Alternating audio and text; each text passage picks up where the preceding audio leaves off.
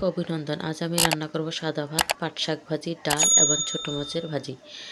আমি সাদা ভাত রান্না করার জন্য চুলোতে হাঁড়ি বসিয়ে পানি দিয়ে দিচ্ছি। এবার আমি চাউল ধুয়ে হাঁড়িতে আস্তে আস্তে দিয়ে দিচ্ছি, কারণ খুব তাড়াহুড়া কিংবা জোরে দিলে গরম পানি এসে হাতে লেগে যেতে পারে।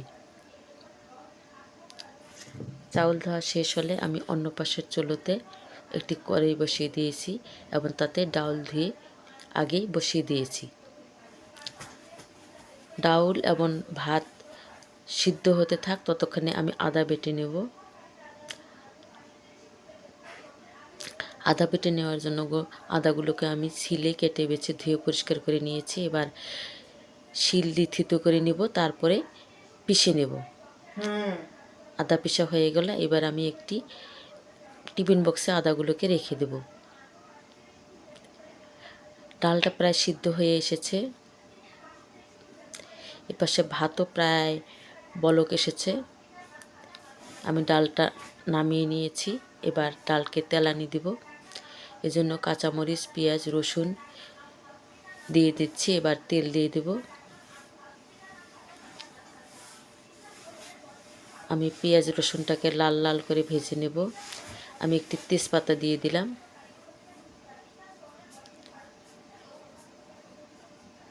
এরপর আমি ডালে যে পাঁচফোড়ন দেয় সেটি দিয়ে দেব। আমি পাঁচফোড়ন দিয়ে দিলাম।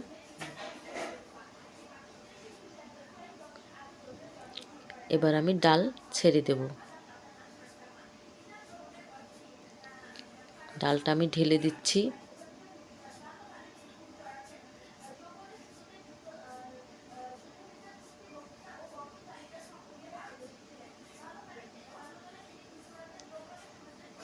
একটু ভাজা কাটা দিয়ে নেড়ে চেড়ে দেব।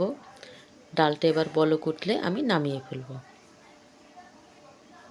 ডাল বলক উঠেছে। এবার আমি একটি সসপ্যানে ডালটা নামিয়ে নেব। হয়ে গেল মসুরের ডাল রান্না। মসুরের ডাল রান্না সকলেই খেতে পারবে। মসুরের ডাল ডায়াবেটিক রোগীদের জন্য খুবই উপকার এবং নিয়ন্ত্রণে রাখে।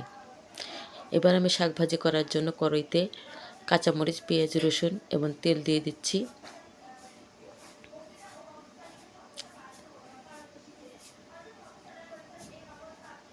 আমি এবার নেড়ে চেড়ে কাঁচামরিচ, পেঁয়াজ, রসুনটাকে হালকা লাল করে নেব। তার আগে আমি সামান্য লবণ দিয়ে দেব। আমি আগে থেকে শাকগুলোকে কেটে বেছে ধুয়ে পরিষ্কার করে নিয়েছি। লবণ দিয়ে দিলাম। লবণটাও ভাজা হয়ে যাবে। এবার আমি শাকগুলো দিয়ে দেব। একটু নেড়ে চেড়ে দেব, তা নাহলে শাকটা পুড়ে যেতে পারে। পরে বাকি শাকগুলো দিয়ে দেব।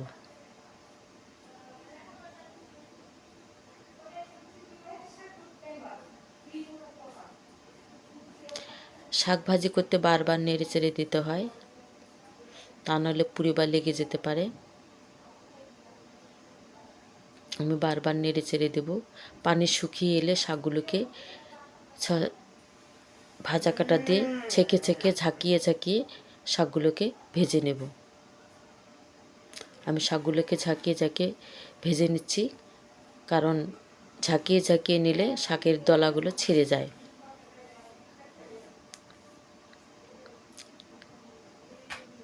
শাক হয়ে গেছে। এবার আমি শাকটাকে নামিয়ে নিচ্ছি। পাট শাক সকলেই খেতে পারবে, এতে কোনো বাধা নিষেধ নেই।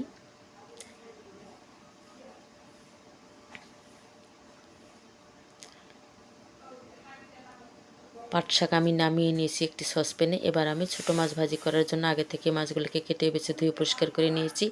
এবার আমি লবণ, মরিচের গুঁড়ো, হলুদ গুঁড়ো এবং একটু জিরে বাটা দিয়ে মাখিয়ে নিয়ে কড়াইতে ছেড়ে দিয়েছি। আমি কড়াইতে সুন্দর করে মাছগুলোকে বিছিয়ে দিয়েছি। এবার এক পাশ হয়েছে, আমি অন্য পাশ উল্টিয়ে দিচ্ছি। খুব আলতোভাবে উল্টিয়ে দিতে হবে, তা নাহলে মাছগুলো ভেঙে যাবে। এমনিতেই ছোটো মাছ।